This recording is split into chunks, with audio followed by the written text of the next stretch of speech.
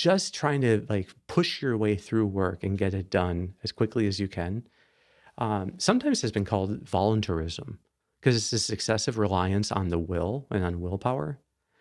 And really, what has to lead all of our growth is the intelligence. And it's something you see. Like you have to see how to do this in the best way. What's the best way to do it? How do you do it in a new and better way? How do you bring ideals into how you do this? How do you transform it into love and service? These questions they kind of appeal to the intelligence.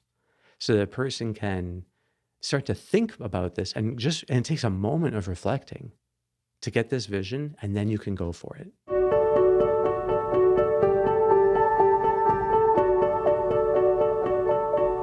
Hey, this is Sharif, here with another episode of the Golden Hour, joined by Dr. Kevin Majeres. Kevin, good to be here with you again. Hey, Sharif. It's great to be back. Yeah, Kevin, I thought it would be good for us today to discuss our web platform, OptimalWork.com, which is where we really help people grow. And maybe we could go into how that relates to the podcast and the background of it and how it works. And also, we've recently done some very interesting projects analyzing the data and the improvements that people have had using the different elements of the website. So going into that a little bit. How's that sound? That sounds great. Okay, where's a good place to start? Maybe with a little bit of the history of it. Probably the first thing then, going back some years, over 10 years now, is the development of the inventory. Mm-hmm. And that was basically a flash of inspiration that I had on how to apply acceptance and commitment therapy to the issue basically of like thriving on challenge in ordinary life. So I wanted to see, can you use the principles of acceptance and commitment therapy just to help people to work better, to build the relationship stronger without being in any way focused on disorders? And acceptance and commitment therapy has this really interesting way of dividing up. So you have, they call it the hexaflex, which are these 6 areas that all together go to make up what they call psychological flexibility. And so it's basically things like how accepting are you of emotions and how much in the present moment are you, and do you have clear ideals, and do you set goals for your actions, and so on. Do you get stuck in your thoughts, and do you see yourself as capable of growing? Those are essentially the areas. And so I thought, wait a second, what if I just came up with like 4 items for each of those? And then I put that together, and that's the inventory. So it ended up then with it being really nice because the way the hexaflex works, part of it's biological, part of it's psychological, part of it's spiritual already. And you can see in the inventory that they kind of break down into biopsychosocial, spiritual groups. So it ends up having this kind of nice, it's comprehensive. Yeah. And so you were making this for a mentoring program that you were getting off the ground. So you needed a way that when you were mentoring people, you were helping them work through kind of a program or that you could get a sense of how they're doing this week now that you're meeting with them again. Is that right? Yeah. And it started off as just to get to know people initially. And so, I was in touch, with a lot of students through my practice and through a nonprofit that I'm also involved in. I was involved with a lot of students at Harvard and MIT. And so the inventory was designed then partly with them in mind, and partly with students from the University of Dallas in mind, because I had spent 17 years in Dallas. And that entire time I was working very much with a lot of UD students. And so it was kind of thinking, what does it look like to really flourish in work overall? And then I discovered, after a couple of years, that the inventory works really well if you just have people take it before every mentoring session. And that really was a new thing. Now I had something I could track and that I could graph and then see, are people really making progress? And then how do you help people to make faster progress? And that's just where I was getting when there was this guy who joined the mentoring program that we had just met named Sharif. Yeah, that's me. You remember that? So yeah, I do. That was 2016. So could we just back up a little bit before we get it? Because Hmm. I think that's a really important thing to talk about, definitely is me. But Okay. no, even just backing up a little bit is where did the idea of work come from as being the central kind of organizing principle for all this? Was that in the Hexaflex? Because a lot of the inventory questions that anyone who's taken the inventory on OptimalWork.com knows that there's a number of questions about work, your Yeah. schedule, giving into distractions, I'm enthusiastic after my work, so forth. So was that because of the audience being students that you wanted to center it around work, and also making it not, totally about therapy and fixing disorders? So you thought, Hmm. hey, work is a really solid place to be working on all these psychological skills. Partly it has to do then with influence of Mihai Csikszentmihalyi. So he wrote the book Flow, so Mhm. which really became, it was like that was a big event in the psychology of work and in psychology in general. This idea that there's a state of peak performance that can be studied. And so I read the book back in Dallas, and then I went to a conference by a Harvard psychologist named Daniel Brown. And in this conference, there's like a 2 day intense, all day long conference on peak performance and visualization was what it was called. And it was at this big hotel in Boston. Uh, and the conference was really fascinating. And there is where I really learned much more about the idea of flow having different levels. But flow very much is about work. I never believed that video games are flow, or Mhm. that I think that, I mean, maybe some. I won't be. But I think that tends to be more hyper focus, Yeah, it's where all a you're waste of you're time. yeah, Basically, yeah, we can just say that, right? probably. Yeah. Well, the dopamine researchers are very cautionary about video games. So, Mhm. yeah.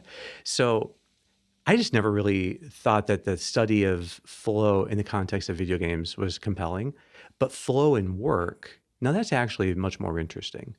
And that people can go into flow while doing ordinary work. So there's this kind of way of performing at your best in work called flow. And I felt like I'd experienced flow in work. I felt like a lot of my work is talking to people, and I'm certainly in flow when I'm talking to people. And when you're kind of doing therapy, it is really a flow experience. But that I could also do that while reading and other things. I thought, well, I wanted to learn more about it. And like, if I were to fast forward a little bit, it was in 2015. I was giving a talk to basically Harvard undergrads on work and working. It was called Optimal Work with the space in between the two words. So it The last time it appeared with a space. exactly. And so in that talk, it was preparing that talk that everything clicked, because now in my private practice, I had gotten really good at helping people with anxiety. So, and my thing with anxiety is I want people to get better in one session. So, or, two or three, but I want to find a way to um, get people into the exposure so deep and so fast that they experience this kind of aha moment, like, whoa, now I know how to do this. And it's not scary, it's actually exciting. And so I had been practicing, how do you get people genuinely excited for the exposure exercise? So, and that I had over years, like over a decade, I'd come up with essentially these three steps. So the first is that you have to change their attitude toward the exposure so that they're like, bring it on, the more the better.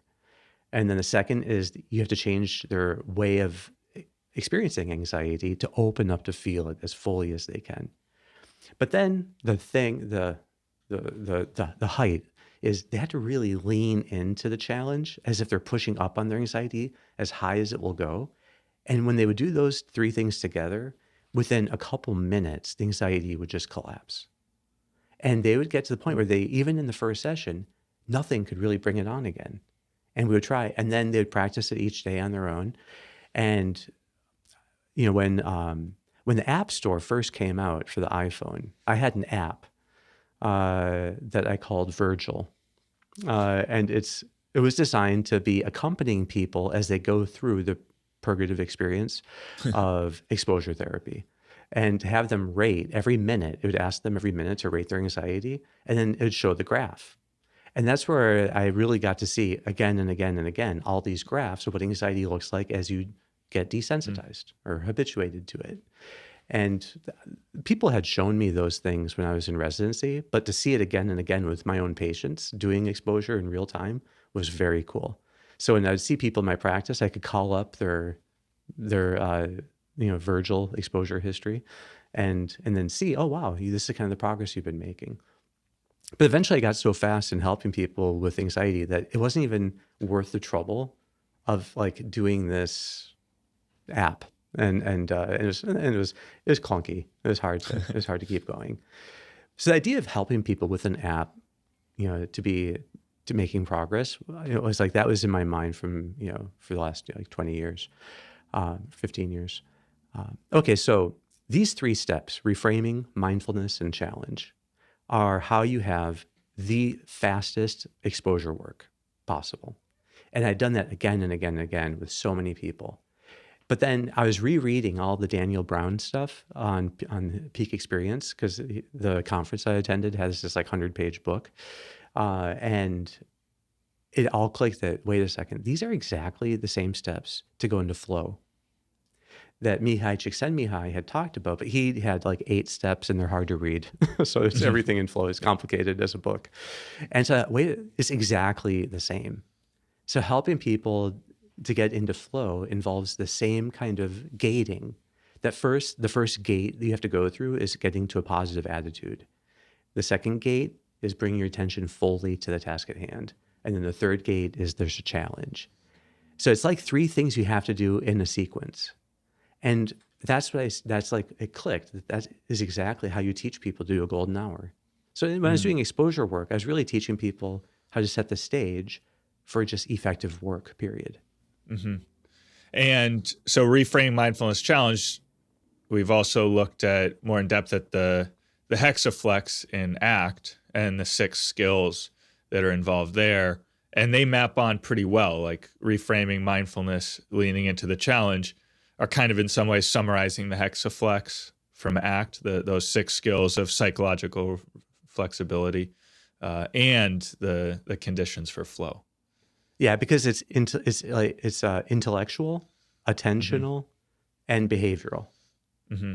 And all cognitive behavioral therapy always has those kind of 3 domains. Classically, those 3 domains are intellect, memory, and will. Mm-hmm. So that's like so even going back to the earliest people, to Plato and Aristotle, you can see it's not always how they divide it in 3 parts, but it's very similar. And after Augustine in the West, that's really where that 3-fold division comes in, of intellect, memory, will, these kind of 3 powers of the soul. And then, so then we work to bring this online, the inventory, to be able to help people capture their progress and track that over time and facilitate this kind of mentorship relationship. Yeah. So what had happened in the mentoring program was we got to the point where we could get a bounce on the inventory of like 50 points or 60 points in the first couple of weeks. Mm-hmm. So, and then people stabilize at a very high score. And so that bounce was beautiful to see in practice. And you could see that there was this real transformation. So I was your mentor. So of course I got to see you had that exact bounce. Right. That just as you learned all the things, everything completely clicked really fast. Yeah, because I came in, I think I got maybe 128 or something on my first, out of 240, 24. It's answering 24 items 1 through 10. So the score is 24 through 240. And then pretty quickly, basically the initial mentoring session we'd have with someone was explaining the whole theory of reframing, mindfulness, and challenge, and how that works to help you. And then giving 2 practical like homework assignments. Do a golden hour every single day for the next week, and jump out of bed the moment your alarm first sounds every week. And with those 2 pieces of practice. So this was for college students and young professionals, more or less. Yeah. And it is amazing that the transformation you see, just getting people to learn how to do a golden hour, which is just any hour where you deliberately do the 3 steps of reframing, mindfulness, challenge. Yeah. And then second, that you jump out of bed the moment the alarm first sounds. So in the first mentoring session, I'd always try to cover all that ground to explain it. And it was a bit of, I mean, people would keep up. And fortunately, like I work in a place where there's a lot of very ambitious young people who are quick to incorporate it, like good advice. And then they're like, yes. And that fits my experience. And that's exactly like the best times of work I've ever had. That's essentially what was going on. And so we would get this buy-in that was really strong. And then you made a website which allowed us to track the inventory easily, and it would send an email to the person and their mentor, which was generally me, to see like what their progress looks like. Right. And that website is what became OptimalWork.com. Yep, exactly.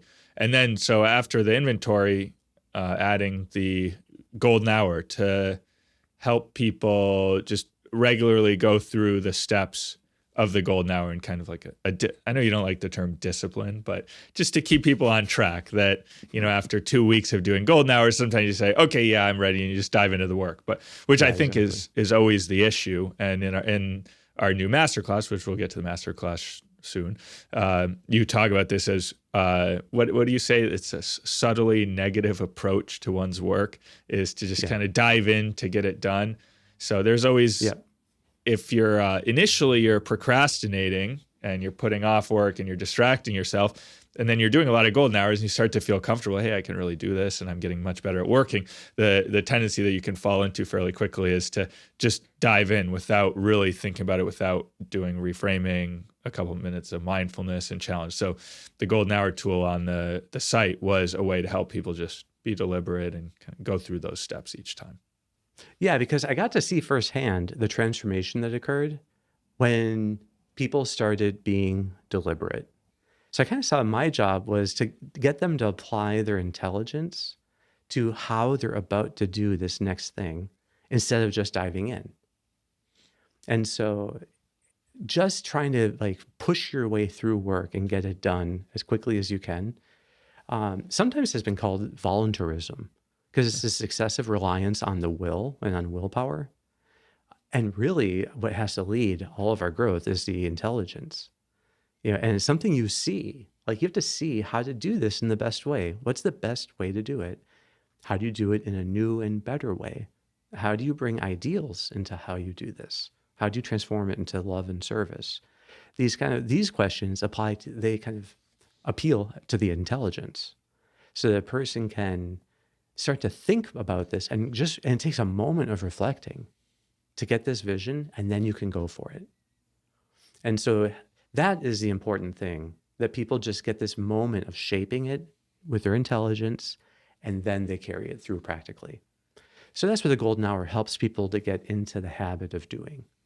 So, but I don't think everyone needs to do the golden hour for every hour of work, but the same kind of muscles, in a sense, that the golden hour teaches you how to go through the steps, you just get very quick at applying them. Yeah. So, and you can, and then you unlock this incredible power to change behaviors. Right. So then I think an interesting next phase we can discuss is the development of the MasterClass. So what we found was actually with the mentoring was that initially we would teach people these main concepts of what is reframing, what is mindfulness, what is challenge, how do these things all work, how do you do them? And we wanted to have these ideas reach a broader audience. So very quickly we realized, well, I don't know how quickly for some people, but that we needed to teach people who weren't in the mentoring program in order for them to get the most use out, the most value and benefit out of the inventory and the golden hours, to teach them this approach. And that's where the MasterClass came from. That's exactly right. I also wanted it for the patients in my practice so that they would be able to more quickly get the whole approach that I had and then be able to apply that to their own growth. So I think what motivated the masterclass was just wanting to help kind of essentially like initially the people in mostly my orbit, and to deliver to them most effectively, and as quickly as possible, all the content of the mentoring program. Right. And so you and I worked on, in the summer of 2020, we worked on writing up everything. And we actually wrote a couple books. So Yeah. wrote one book, and then we totally rewrote it. So until the end, it was a completely different one. Yeah. And then in the end, we decided this isn't actually the way to convey these things, that it needs to be something that's recorded and interactive in some way. And then the masterclass has been like an enormous kind of adventure, because right after, a few months, and we had, dozens of people go through it. I remember when we first compared the results to basically being mentored by me versus taking the masterclass, and you would see their inventory results graphed, and the two graphs were indistinguishable. Mm-hmm. It was amazing that the people from the masterclass were doing just as well as the people that I had mentored. Yeah. So now what we have is, okay, like if you were to like look now at the whole offering that we have the inventory. We did Roche model analysis of the inventory and to test its psychometric properties, and it held up very well. So this looks and sees, like, are people misusing it? Are they overusing like the inventory is 1 to 10. So if are people just conveniently hitting 5 all the time? Well, this kind of modeling will tell you how accurately are people using it. And in fact, they were using it very, very well. And the inventory held up as being extremely sensitive and being reliable as an instrument. And so we had at that point, we'd had like 27,000 inventories taken, I think, something like that. So, right now what we have then is essentially so many people have almost 8,000 have taken the inventory at least once, that we essentially have a normal population. We can tell you like what are generally people like when they've come to Optimal Work, having had no exposure before. And that is really, really valuable. There's a huge number of people to have administered a 24-item questionnaire to. Just the number of data points you have is gigantic. So Optimal Work is actually becoming this very powerful and interesting research engine. Mm-hmm. And now we can look and see, so people who do the masterclass, how do they fare? Like what does the masterclass actually do for them? And so in that, the 3 ones I wanted to really look at are the complaining one. So I almost never complain. Are people less likely to complain after taking the masterclass? Are they less likely to give in to distractions while they work? Mm-hmm. And are they more likely to set positive goals for themselves? Yeah. Because those are essentially reframing mindfulness and challenge summarized. Yeah. And so we did that. And when people complete the masterclass, they go from being, when they started, basically in the middle, around the 50th or so percentile. And at the end, on the complaining one, they're now in the 81st percentile. So what we is like to put that in perspective, that if there's 5 people in a room, they would be statistically the one least likely to complain of all 5 of those people. But then it's even more so on the other 2. So when it comes to now not giving in to distractions, the people who have done the masterclass are now in the 85th percentile. And with setting goals are in the 86th percentile. And so, and you did the analysis, but I'll report it here, that the effect size on these things is huge. So that they overall, on all the inventory items together, the effect size is 0.9. Yeah. And so for a psychological intervention, that is a very large effect size. Antidepressants have an effect size of like 0.3. So, so in psychiatry, an effect size of 0.9 is very meaningful. Mm-hmm. And so it's cool to see that the masterclass has held up with incredible results, as showing its power to transform people. It's for an intervention of watching a series of videos, and there are some interactive videos to help you apply it to your situation. and then exercises like the True Success, which we haven't talked about, but you can see it on the site to help you identify your ideals, practicing golden hours, that this whole package taken together, which is a very easy to do thing. You can do it on your own, do it online, and you just get these amazing results. It's like 5 to 10 minutes a day. Yeah. And what's cool is like in my practice now, I encourage everyone to do the masterclass before they see me. And it's happened a couple times that like I remember this one case where the guy was having panic attacks, and that's why he wanted to see me, because I love treating panic, and I had helped a family member of his. And so, but the wait time was like a couple months to come in to see me. In the meantime, he did the masterclass. Then when I saw him in the session, he said, "Oh, the panic? Yeah, no, that's all gone." He said by the time he got through the second week of the masterclass, I think, which is mostly on really adrenaline and anxiety and how to utilize adrenaline, that was the click. And it was the one thing he needed. And now like the panic was completely gone, and I never even had to treat him. So we had a pleasant talk, but it wasn't like heavy lifting, to help him through. So if you can like, and now I'd never make like a medical claim, about this, because I don't want to have to go through a process of approval through the FDA, but it's just cool that how much psychoeducation can accomplish. And that's really what the masterclass is. It's not therapy, it's psychoeducation. And just it's cool to see how much that can do. And I'm sure people who have written books on anxiety have had similar things that people come and say that, how much they were helped by it. Yeah. So Kevin, just as a kind of last question, looking back to when OptimalWork was started 6-7 years ago, and even when you were working on this more 10, 15 years, 20 years ago, would you have thought that a totally online intervention, you as a psychiatrist, you're used to engaging people one-on-one and being able to perfectly specify your advice to the person's situation. Would you have thought that, an online program like this, a platform, could be so effective at helping people achieve this change, this transformation? That's a good question. I think back then I would have had hopes that eventually, because I felt like that there are so many things when I was helping people individually that it started that were clicking together, and started to feel like I had in some ways like cracked the code for like how do you help people make the most progress, in work and then in self-mastery in general. And so, but that it would be so robust at such an early stage, I don't think I would have ever predicted. Yeah. So now we're remaking, as we're redoing the entire masterclass, because what most people don't know is that in the original masterclass, you were there too, asking me the questions, and everything that was filmed was basically me answering a question that you asked. Yep. And so you were kind of directing the topic and the flow of where things went. And so I would speak until I was done. And then you'd ask the next question and I would speak.